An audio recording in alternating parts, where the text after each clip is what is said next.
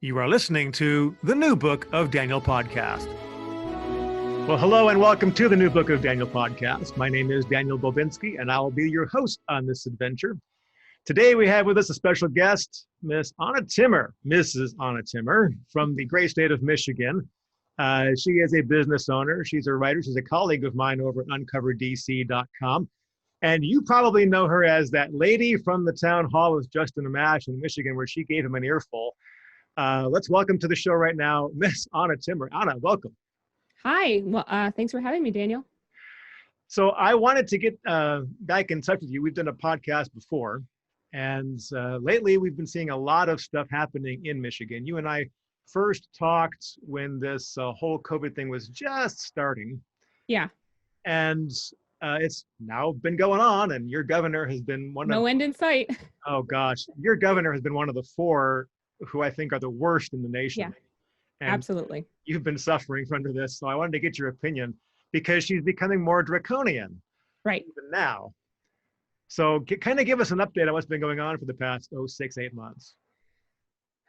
Well, I don't even know how to condense it properly, but it's been a really rough time for people in Michigan, business owners in Michigan. There's been several efforts in one successful effort to stop what she's doing, but she had been making use of this very outdated 1945 law that was very short in text and very vague on, what it could actually be used for. And she read into it a meaning that really couldn't be found, which she felt gave her the power to really do whatever she wanted. She issued, shelter in place orders. That was kind of the most strict order that she issued, where, we couldn't leave. We weren't supposed to leave our homes for 3 weeks. You could go in your backyard, and if you, had an essential job, which was a very short list, you could go to work. But, there were people who were actually stopped by police officers and asked, where are you going? Where are you traveling to? That type of thing. So that was probably the most severe, order that was issued. But even when that was lifted, it was still, so many businesses were closed. You weren't supposed to be over at people's homes. The schools were closed for months and months. Throughout the summer, any sports that were allowed to be held, you had the little kids had to wear masks while they were playing sports, full on mask mandates pretty much everywhere you are. And so it did end up getting brought before the Supreme Court, which was 4-3 in, you could say, constitutional upholders' favor. And we were actually successful in getting that 1945 law, and basically they stated she's not allowed to use that law in that way. Well, unfortunately, what she did after we had that success in court was she went straight to using the Michigan Department of Health and Human Services to issue these orders on her behalf. So the health department, basically. And of course, the head of, the Health and Human Services was appointed by her. The guy's not even a doctor. He used to work for the Obama administration. And he essentially just reissued every single one of her orders under his supposed authority. And of course, so many of us are saying, well, this is just as illegal as what was done before. But now that the health department is involved, what restaurant in their right mind wants to start a fight with the health department? You know what I'm saying? So, essentially everyone is still just kind of listening, to the orders and doing what they're told, because nobody wants to be the person that's going to, lose their food license, lose their, ability to conduct business. So it's kind of scary here. She just reissued more orders. She closed all the restaurants again. She is trying to limit Thanksgiving in the same way that Governor Newsom is, and except she's saying 2 households instead of 3. So I was joking with my mom. I said, well, you're going to have to finally decide which child you like the best. Of course, she knows I was kidding, but we're holding Thanksgiving as usual. But there will be some people who cancel Thanksgiving, based on Mhm. the governor told us to, and we're going to be obedient. So it's very sad. So it sounds like your governor is operating much like the other draconian governors are in the country. Right. I mean, she's in exactly the same vein of Newsom and Cuomo, although they haven't started going, from business to business and harassing people the way I've seen, going on in Cuomo's New York at the moment. But it could be coming. Who knows? That might be next. So. Well, if I can interject a little bit here, some of the people that I associate with, we have decided that we're just not going to deal with it. We have kind of created our own, what I call rebel alliance. Yeah. We're not going to wear masks, and we don't. And I understand that there are some states where you will get arrested for that. Right. Or cited. And we have decided collectively that we are not going to wear a mask. And if we get arrested, so be it.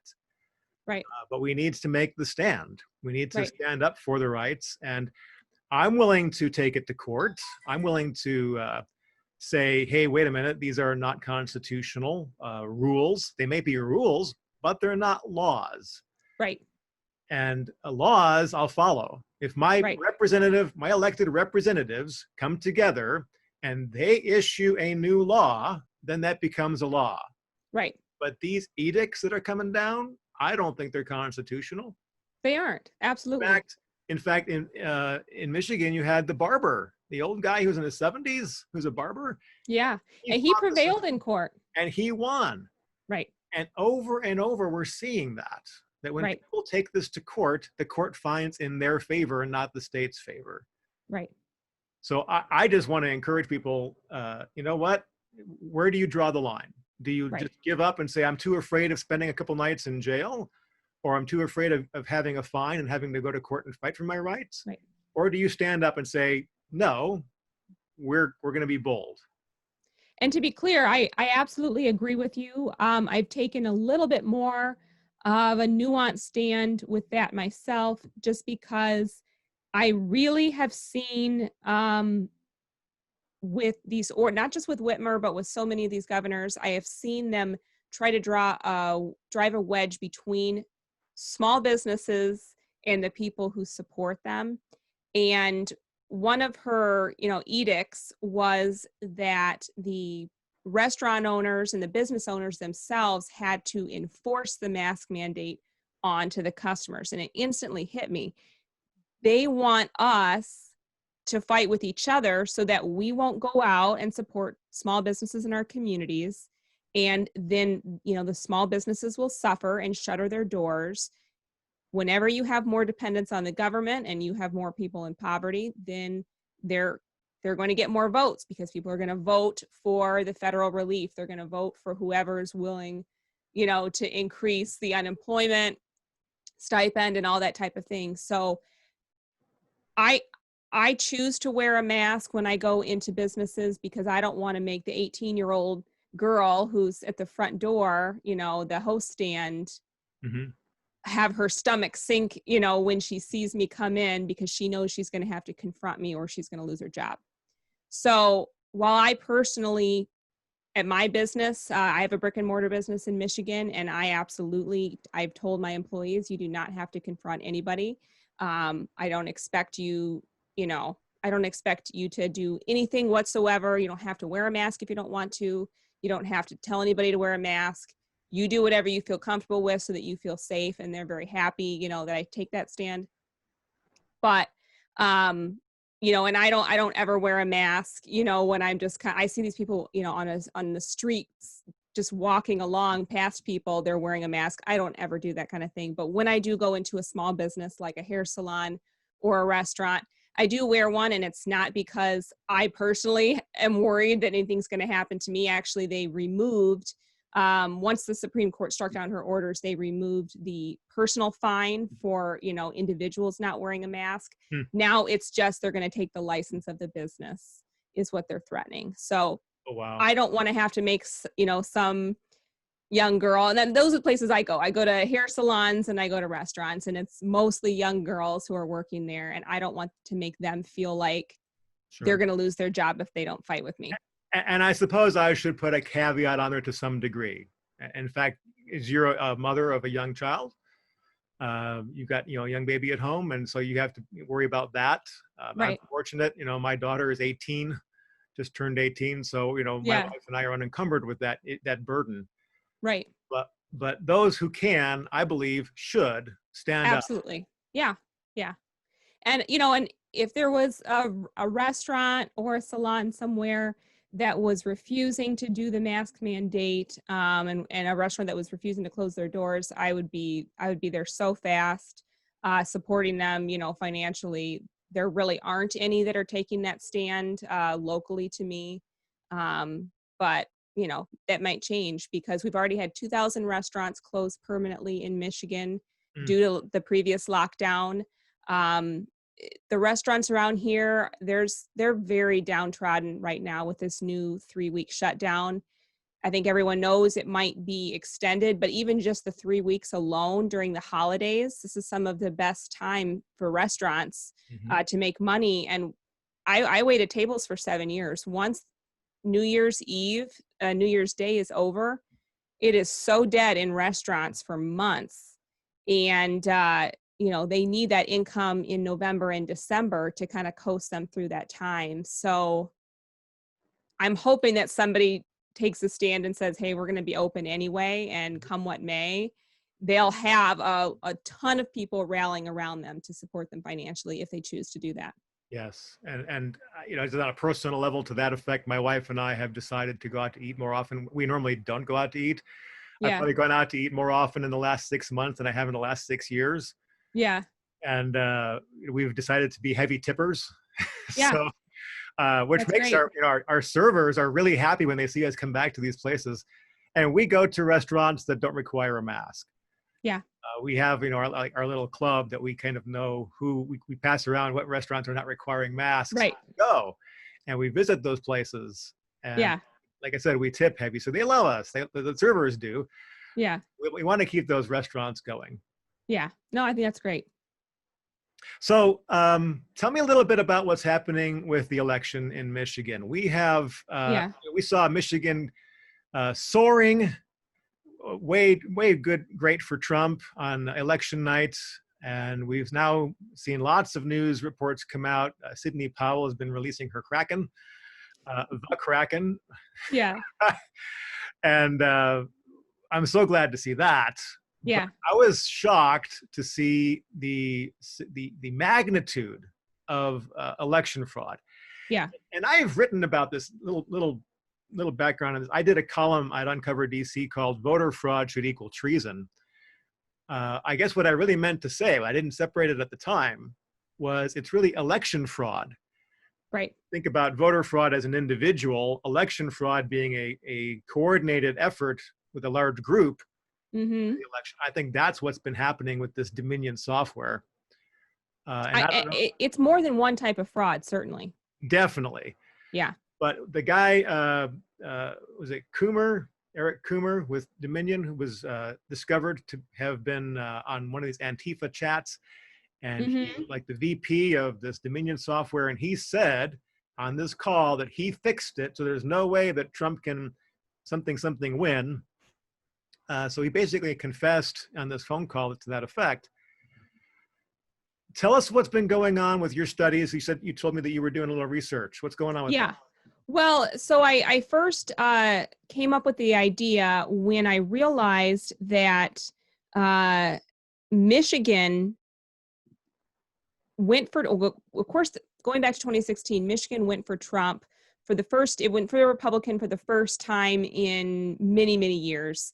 I'm not sure, it might be 40 years, but don't quote me on that. But Michigan has been a blue state for quite a while. And then Trump actually won the state by about 11,000 votes in Michigan in 2016. And that was the thinnest popular vote margin of any of the states that he won in 2016. So we knew we were in for a fight. We knew we were, a battleground state. We knew that it wasn't a guarantee that he was going to win. I felt comfortable that he was going to win based on everything that I knew about who he was doing well with. he, he's continues to do well with pro-union people, and the pro-union people are a big demographic for him in Michigan. But I knew it would be a fight. However, he gained on his own performance by 400,000 votes Wow. in this election. So the idea that he not only outperformed him, but Trump not only outperformed himself, but then Biden came up around and above that, to me seemed pretty incredulous. Mm-hmm. And I also kind of thought, well, which group did he gain in? Because here in Michigan, the Democrats typically get, like I said, they get the union voters, and they get kind of the, whatever, the uppity white liberal vote, the hipster, white liberal vote, and then they get, a lion's share of the minority vote, which is a lot of that's in Detroit, some of it's in the Flint area, some of it's in, the Grand Rapids area, which is where I'm from. And none of those groups, except for, the kind of the hipster white liberal vote, were really, doing that well for Biden. He was losing minority votes to Trump. He was losing union votes to Trump. He's probably holding steady in the white liberal vote, but I didn't see him increasing anywhere with anyone. So I'm thinking, where did this gain come from? How did Biden not only outperform Trump, but outperform Obama here in the state of Michigan? And Michigan, union votes and minority votes came out incredibly well for Obama in 2008 and 2012. So I decided to do a comparison by county I wanted to compare it to another state. I wanted to compare a lot of these counties where Biden was inexplicably doing so well with similar counties in another state that I didn't think would be, targeted for fraud necessarily. And I came up with Illinois. I'm from Illinois originally. A lot of my extended family still lives in Illinois. And although the state is part of the blue wall and is one of the most reliable blue states, in the country for Democrats, it's really only because of Chicago and the Chicago suburbs, which are so populous. The rest of the state are red counties, which of course, and now that's true for every state, that the rural counties are typically red counties. But Illinois and Michigan are similar in that they're both in the Midwest, and they both have a huge amount of red counties. And I kind of thought, those counties should look pretty similar to each other the last 3 elections. Mm-hmm. I'm going to compare and see what I find. And what I found was really interesting. So in both states, and again, this is county, I kind of stayed away from the Detroit and the Chicago suburbs, kind of stayed away from Cook County, that kind of thing. I was mostly just comparing the rural counties, but I didn't stick to only rural counties. But that's kind of what I focused on. In both states, Trump outperformed Romney in 2016 and then outperformed himself again in 2020. So in almost every county I looked at in both states, the trend line was here, here, here. Mm-hmm. Both states for the Republican vote. Then I looked at the Democrat vote. In, again, not every county, but in the majority, and I'm going to say 80 to 85% of the counties I looked at, in Illinois, for the Democrats, it went Obama, dropped with Clinton, dropped again with Biden, or Biden outperformed Clinton but stayed below Obama. So in probably 80 to 85% of the counties in Illinois, Biden got less votes than Obama did in 2012. It's the exact opposite in Michigan. In Michigan, in 80 to 85% of the counties, Biden went above Obama's 2012 numbers. So that's pretty telling to me. There's not any reason why those counties in Illinois, the rural counties, compared to the rural counties in Michigan, would have identical trend lines for the Republican votes, and yet be totally opposite in the Democrat votes. Biden doing less well than Obama in 85% of the counties in Illinois, and then doing better than Obama in 85% of the counties in Michigan. And again, I haven't looked at every county, but I've looked at about 50 to 60 counties in each state so far, and that trend is holding the farther I go. I'll bet. I'll bet. And probably the information that's not available to you is at what time those votes showed up. Right. I would wager that if you looked at the timeline of the evening of the 3rd, that probably, Biden was hanging Would look low, identical. suddenly just shot up. That's kind Right. of what we've been hearing about is this stop the vote thing, stop the Right. count thing that happened at 2 o'clock in the morning or 3 o'clock in the morning, whenever it was. Then all of a sudden, whammo, votes start showing up for Biden.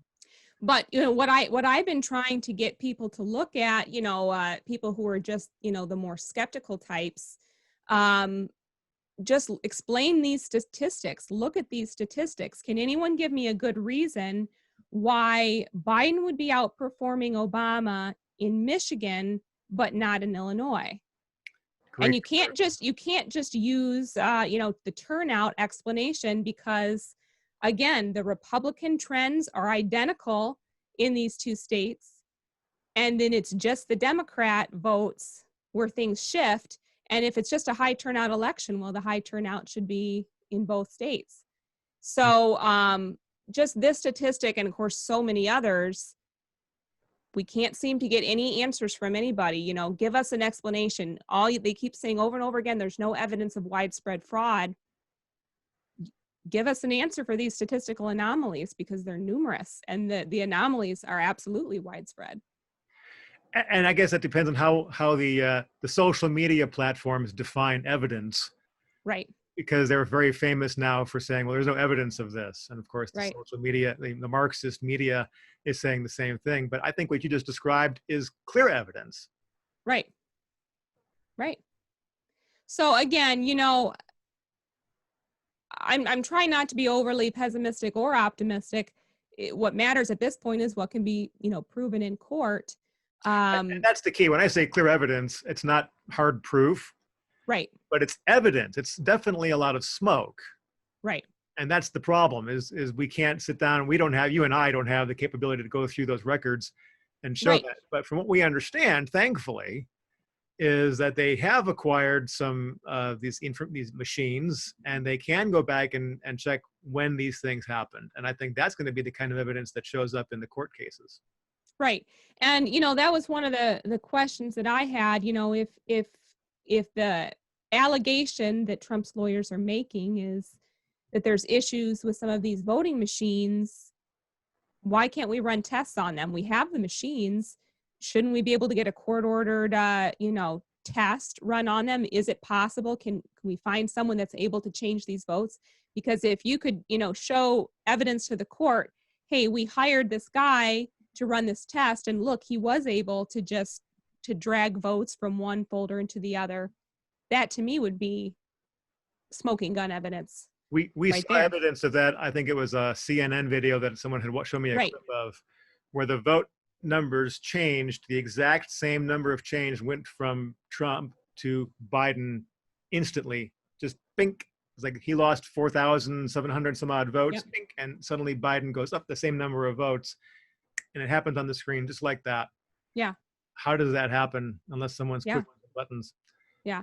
So I've been putting pressure, I've been emailing, my state legislators, and unfortunately, I've found them to be spineless when it comes to Whitmer. So I'm not overly optimistic, but I've been emailing them and pointing some of these things out and just saying, hey, please don't certify this election or send electors until this litigation is resolved.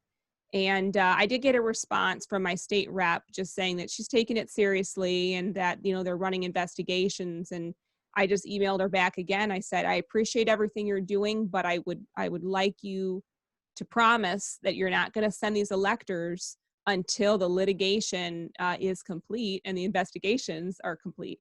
So we'll see what happens. In other words, please follow the law. Right. That's the key. I think the Democrats in Congress wrote a kind of a nasty letter to the Government Services Organization, the GSO, or the GSA, whatever. There's some gal who's supposed to be in charge of transfer of power kind of thing and authorizing funds for when the new president's coming in. Yeah. And they wrote a letter to her saying, how come you haven't authorized this? The AP has called it for Biden, and the CNN has called it for Biden, and so you need to start transferring this. And thankfully, Mr. Heiss in the Congress wrote a letter and said, "Excuse that, but that's not. They don't decide who the winner is. We have to go through an Right. electoral process that's already established in law." Right. And what we're experiencing, and here's going to be our danger, is that our media is creating the environment for a full-out, I want to say a civil war. It's a revolutionary war. Right. They're feeding the flames on this. Mm-hmm. Obviously, either way, whatever happens, both sides are going to believe that whatever happens, that they've been cheated. One side's going to feel that they've been cheated. Absolutely. Yeah. Hang on a second. Let me reach for this. Here's this little guidebook that I've got. Someone sent me called "Stopping the Coup." My microphone here. "Stopping the Coup," and it is the disruption guide for 2020. And this is put out by the left. They have believed that President Trump would be pulling a coup, and to me, this is their narrative. This is their game plan for how they plan to react and respond to President Trump. Well, let's look at it from an ethical point of view. From President Trump saying, "No, wait, let's follow the law." And by following the law, it's going to come out that he, in fact, won. Yeah. And they're going to call that a coup. They've known that's going to happen. Right. What we really do have going on, though, as we can see in all this mountain of evidence of election fraud, is that we do have a coup. Yeah. But it's going the opposite direction. Do you have any thoughts on what happens in the next 2 months? Today is the 17th of November. We've got 2 months and 3 days until January 20th. What is your prediction for what happens in the next 65 days? Well, and I'll warn you at the outset, I just got my low battery warning on my laptop, but I felt prior to the election that there was probably about a 70 to 80% chance that Trump was going to win. And I believed he had a 100% chance of getting the vote, but I thought that there was going to be, massive voter fraud. But I was hopeful that his numbers would be so great that it was going to overwhelm whatever voter fraud they had, kind of like what happened in the 2016 election. Now that everything has taken place, I've kind of been hovering somewhere between 25 and 40% chance that Trump's going to pull this out in court, just because there's so much corruption, in the upper levels, of government. I don't have a lot of faith in the Republican legislatures of this country, just simply based on my own observation of the way our Republican legislature has behaved this year, looking at the way the Republican Secretary of State in Georgia is behaving. And it seems to be a tactic that they've used frequently, which is almost to place people under the label of the R, the Republican label, that, hey, this is proof positive that everything we're doing is on the up and up because we have a Republican in agreement with us. Just like the Republican Governor DeWine is also now calling for Trump to concede. It's kind of, they trot these Republicans out that behave in every way like a Democrat, but they have that label next to their name. So I'm trying to just kind of be practical but I'm not trying to be pessimistic either, because Trump absolutely has several, legal pathways to winning, because he did win. I just don't have a lot of faith in the system in general. But like I said, I do think there's a decent chance he could pull this off. What I'm pessimistic about is what happens either way. There's no good outcome. If Trump wins, there will absolutely be riots that will make the riots of this summer look like child's play. Mm-hmm. If Trump does what he should do, which is to put that rioting down in the way, that it should be, he'll be called a dictator. He'll be called a murderer if he sends the troops in, if he sends in the National Guard to put the riots down. Mm-hmm. So there's no good path in that direction. And then, of course, there's the much worse path of that he is not vindicated in court. And, the unelected, shadow figures that put Biden, into the nominee position will be running the country. And who knows after that, what brave new world we'll all find ourselves in. And then we'll all know without a shadow of a doubt that we'll never have a free and fair election again in our lifetimes, which will be sobering and all on its own. So I'm not saying any of this to kind of be, depressing or fatalistic. I'm just kind of trying to be realistic. And it's either way, I'm going to be fighting, so much harder no matter what the outcome is. But our country needs so much prayer. Our country is so broken. Our election system is so broken. And the way the media has set the stage perfectly for mass chaos and brother against brother type division in this country, it's absolutely criminal, and it's very sad as well. So that's kind of my outlook. I'm praying, that Trump prevails, but it's going to be an uphill battle even if he does. Well, I agree with you that the prayer part is absolutely necessary. As a matter of fact, on my, I've got a Facebook page. It's called Biblical Living, but it's actually facebook.com/living a life of love. And every night I get on there and I'm just doing a live stream where I review some stuff and pray for our nation. And if anybody wants to join in on that, they're welcome to do so. But the idea that Trump gets a second term, I'm actually convinced that he will. Oh, that's good. I'm glad to hear that. I'm desperate for anyone whose opinion I trust to have more optimism than me. I know Tracy feels the same as you, so that's definitely encouraging for me. No, I am actually very convinced. Well, we had kind of a hiccup there as Anna's laptop battery gave up the ghost, and we had to recharge it. Get a little influx of electrons there. So welcome back. Okay. So you were giving me your intention, your prediction of what was going to happen with the national election. Your governor also has come under the gun. Looks like you got some people in Michigan. I've got a little thing here. Matt Maddock. It looks like he's one of your representatives there in the state. Yeah. And looks like has he gone ahead and filed for impeachment against your governor, or what's the story there? Yes, he has. So he's actually a Facebook friend of mine, and I know his wife, and both of them witnessed things that were going on in the election in Detroit in Cobo Hall, because they were both election observers as well. So and they were thrown out. But yes, no, he's been one of the most pro-Trump conservative reps in the state of Michigan, and he has filed for impeachment against the governor. And then we'll see what happens. It's like I said, it's been kind of a historically spineless Republican-led legislature all year. So while I'm really happy that he did so, it kind of remains to be seen what's going to happen with that. Well, he listed some things on his Facebook page, that she ignored court orders, that she violated constitutional rights, that she completely ignored due process, that she weaponized contact tracing. Well, are you aware of any of that? Can you elaborate? Well, I'm not sure exactly what he's referring to, but she has been through, again, the arm of the Health and Human Services Department, has been requiring restaurants to collect name and phone numbers of everyone who wants to eat there.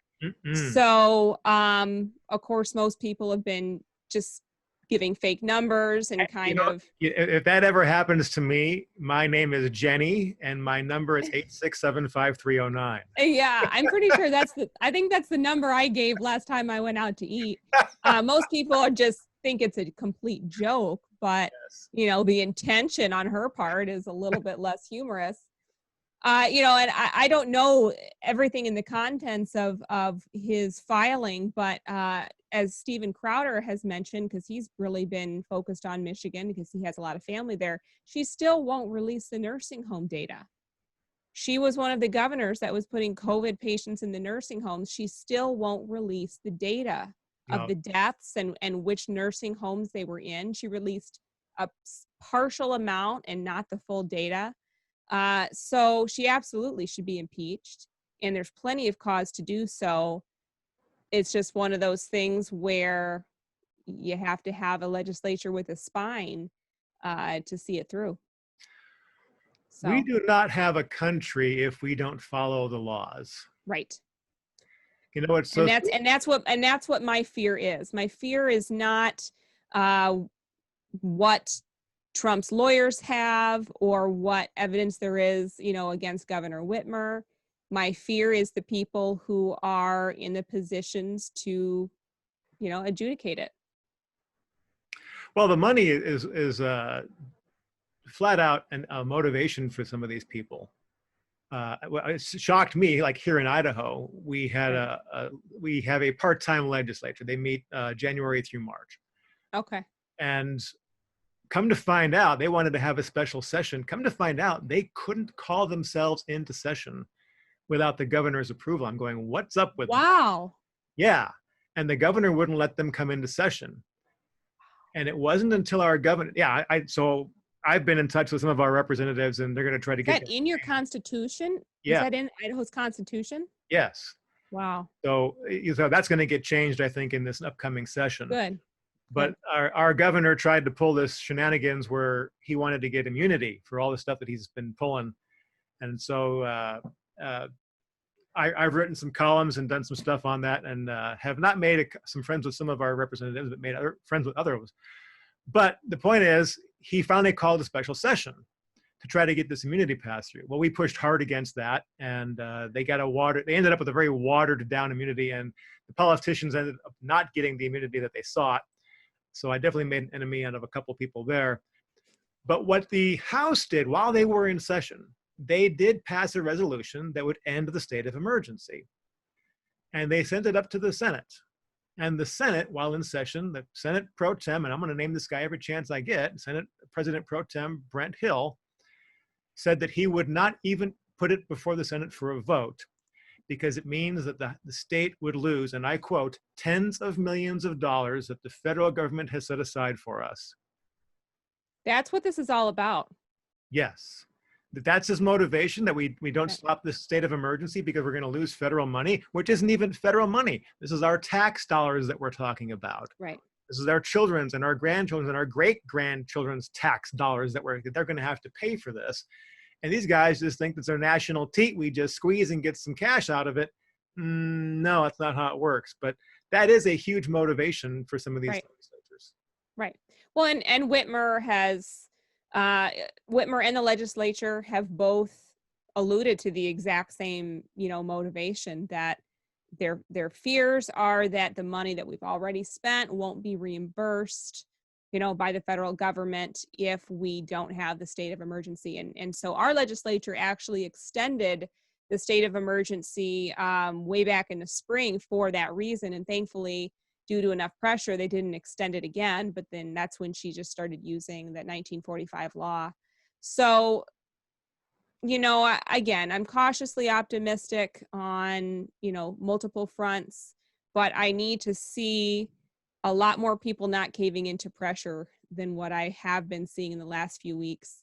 It kind of seems like the brush they're using to paint Republicans who are asking questions about the election is conspiracy theories. That's their go-to accusation. Sure. And so you have a lot of these state reps who just don't want to be labeled that way. They want to be, respected in society, when they go to their dinner parties, and they don't want anyone to think that they're, some Trump cult kook or something like that. This is their biggest worry. They should be, worried most about the country, but their biggest worry is what others think of them in their community. And so part of our prayer is that they would be lining themselves with the law and quoting the law and saying, this is what we have to do, is follow the law. Right. And if they don't do that, then yes, they could be easily swayed. But the law is very principled. Right. Thankfully, we have a country where we have a elected representative, and the word represent, and they all come together and represent our views and come to some sort of agreement. And that's the way our country is set up. It's beautiful. And so we have everybody giving input to these laws. They're established by consensus, and we should be following them.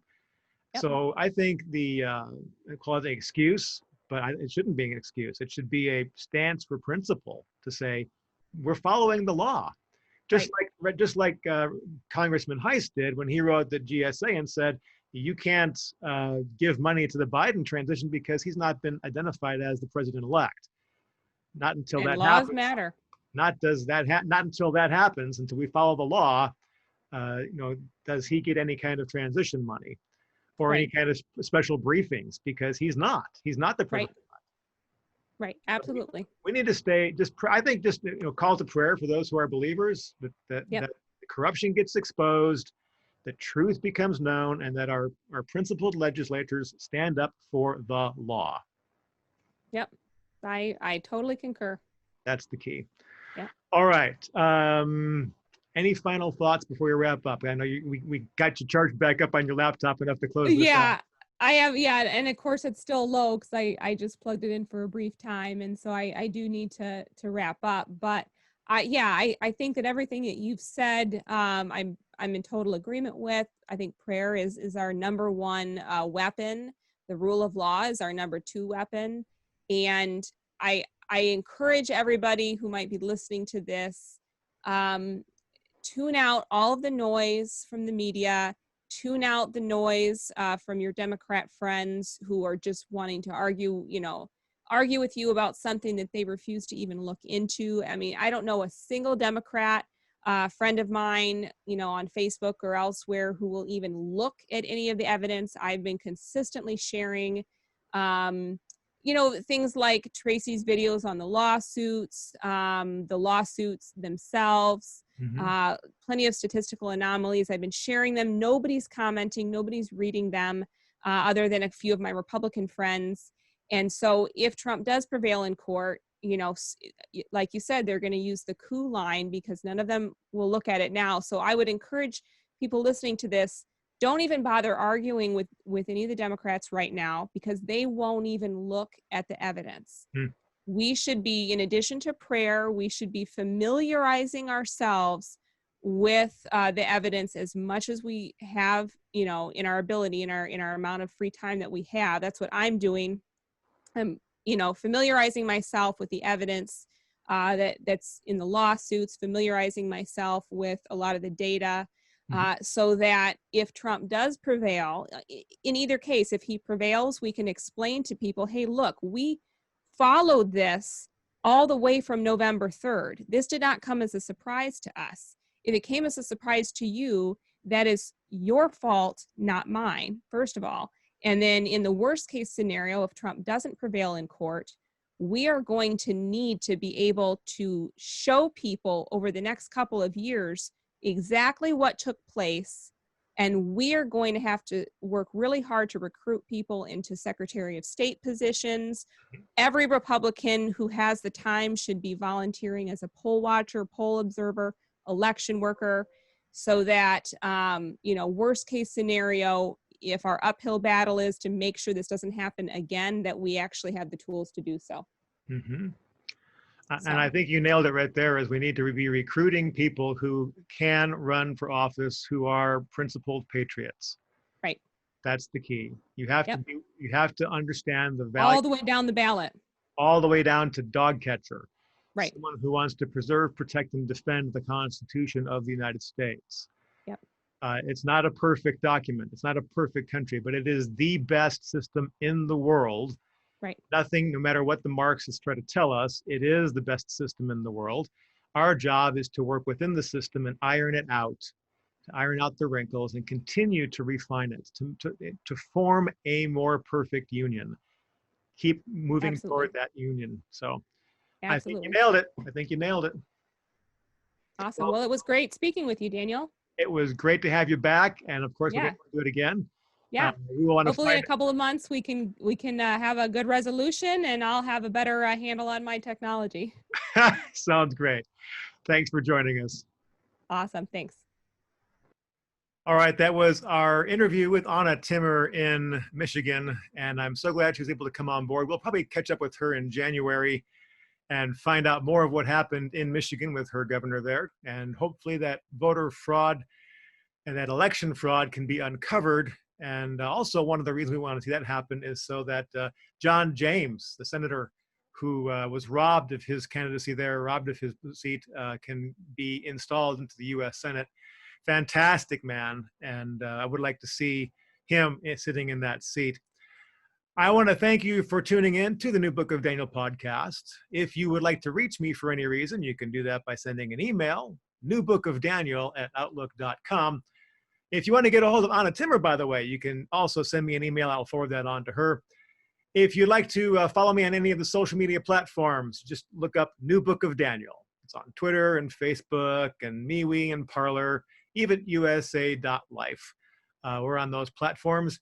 And of course, if you want to follow my writings on politics and the issues of the day, follow me at uncoverdc.com as well as Red State. This has been Daniel Bobinski with the New Book of Daniel podcast. I thank you very much for listening. We'll catch you on the next show. Until next time, be blessed.